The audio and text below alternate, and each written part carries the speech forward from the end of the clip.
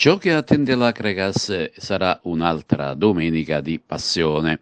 Sulla strada della compagine dei Templi, un avversario in netta risalita è pilotato da una vecchia volpe del calcio isolano. Andrea Pensabene, che proprio con l'Acregas vestì la maglia biancazzurra alcuni decenni or sono. Tutto questo a 5 giornate dalla conclusione del campionato e con 2 punti in meno dal fuggitivo Enna.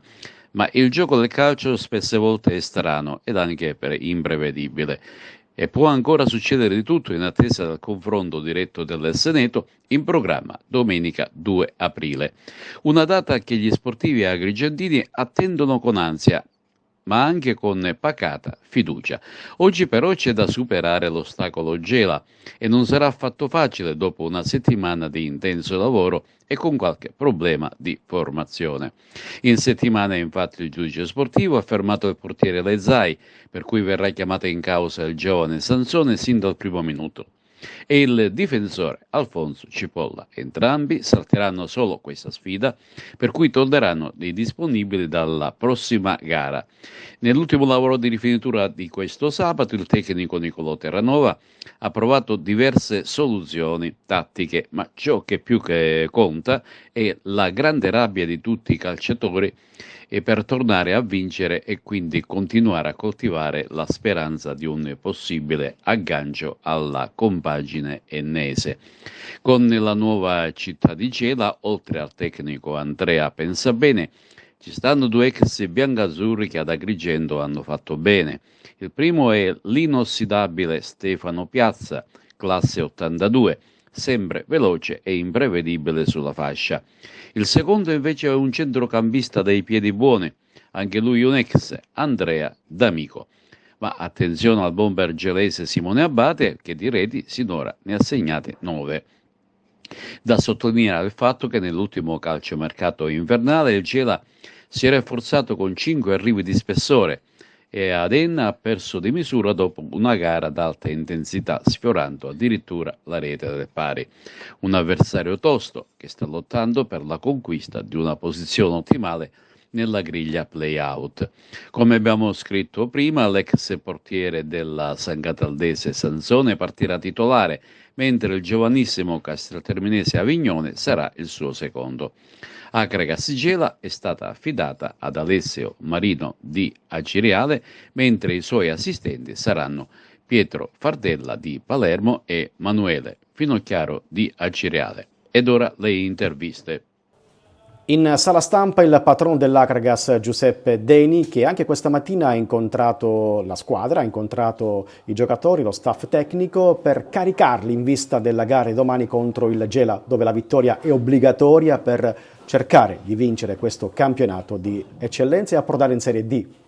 Sì, come mi è usuale, stamattina mi sono recato presso l'Esseneto per fare sentire la presenza della società a tutta la squadra, a tutto lo staff tecnico, per fare capire che la società c'è, siamo con loro, siamo vicini a loro affinché si faccia questo sprint finale e non si fanno più battute d'arresto. 5 gare alla fine della regular season. Per approdare in Serie D l'Acregas deve vincere tutte le partite per avere la certezza matematica. Sì, assolutamente sì, non possiamo più fare passi falsi, abbiamo lo scontro diretto con l'Enna all'Esseneto, più con le altre 4 partite non si può sbagliare. L'Acregas da ora fino alla fine del campionato ha 5 finali e deve cercare di vincere tutte le 5 finali. Quale messaggio vuole lanciare ai tifosi bianco-azzurri che sono un po' delusi dopo il pareggio di Castellammare arrivato nei minuti di recupero? Ma diciamo che la loro delusione è legittima, anche noi come società ne siamo rimasti delusi, però abbiamo preso un rigore al 94esimo, è stato più una cosa di sfortuna che un episodio di gioco. Però, ripeto, siamo là, siamo vicini all'obiettivo e dobbiamo pensare al domani, non possiamo pensare al passato. Che voto darebbe alla stagione finora dell'Acregas? Diciamo un un 8, peccato per alcuni punti che si sono persi specialmente a causa della sfortuna, però l'Agragas è stata sempre in palla, tranne qualche piccola defiance, però una Agragas da 8. Parliamo dell'aspetto societario, come sta l'Agragas? Dal punto di vista della società, la società è presente e abbiamo dato tutti i supporti di natura logistica e non. Siamo vicini alla squadra, siamo vicini all'area tecnica e siamo pronti al rush finale, per cui tutto quello che era nelle prerogative della società è stato mantenuto. Come lo vede il futuro dell'Agragas? In chiaroscuro. Noi ancora stiamo aspettando la risposta dell'amministrazione comunale che dopo, diciamo così, le bantage iniziali dove ci hanno fatto capire che c'era il bando pronto, sono passati 3 mesi, di bando non se ne ha neanche, diciamo così, un segnale, per cui lo vedo in chiaroscuro. Può essere chiaro se l'amministrazione comunale mantiene l'impegno preso, può essere oscuro se non lo mantiene. Cosa farà il patrono Giuseppe Deni a fine stagione? Se non dovessero arrivare notizie importanti dall'amministrazione comunale per rimettere in sesto lo Stadio Asseneto, soprattutto dotarlo di illuminazione. Ma guardi, io mi pongo i problemi quando questi si presentano, per ora il mio problema è vincere il campionato, poi mi porrò il problema del futuro. In sala stampa allo Stadio Asseneto di Agrigento, Desiderio Garufo, domani l'Agragas sfida in casa il Gela. Da adesso in poi sarà vietato sbagliare, bisogna vincere ogni partita, le 5 gare rimanenti per avere la certezza matematica di approdare in Serie D. Sì, mancano 5 finali alla fine, non abbiamo più possibilità di sbagliare, come è giusto che sia per una squadra che punta a vincere il campionato diretto. Quindi ci sono 2 partite difficili prima di affrontare l'Enna. Ovviamente noi siamo proiettati su Gela, una squadra che sta dimostrando da gennaio in poi di avere delle qualità importanti per la categoria, puntano alla salvezza, quindi ogni partita sarà difficile.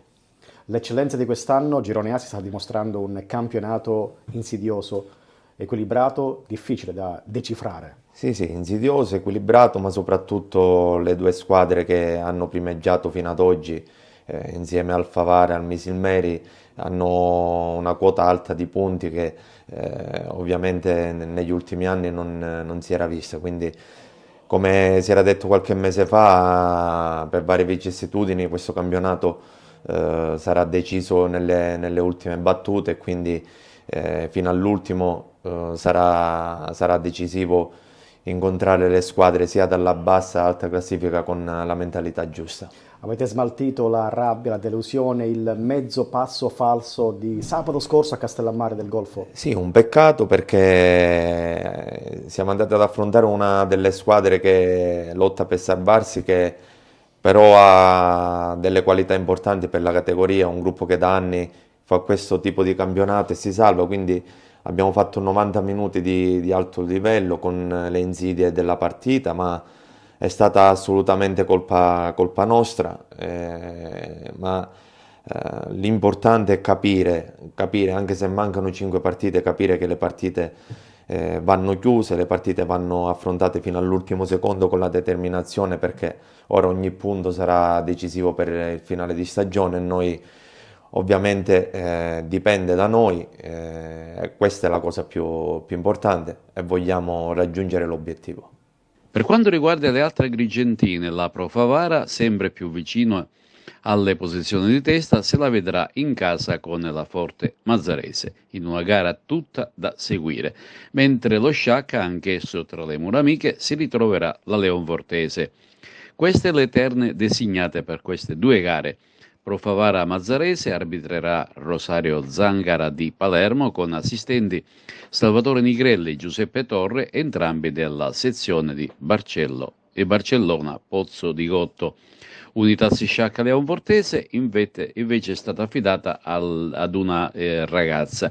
Si tratta di Giorgia Arcoleo di Palermo, con assistenti Giuseppe Saracino di Ragusa ed Alessandro Cottone di Palermo. Per quanto riguarda la capolista Enna, sarà impegnata Casteldacia. Per questa sfida è in arrivo un arbitro della sezione di Genova. Si tratta di Guglielmo Noce. Comunque, questo è il quadro completo della giornata. Oggi, questo sabato, alle ore 15, giocheranno Nissa a Don Carlo Misilmeri e Parma Valle Castellammare, mentre domenica, sempre a partire dalle 15, Acregas Gela, Casteldaccia Enna, Marineocus Palermo, Mazzara Resuttana, Profavara Mazzarese e Sciacca Leonfortese.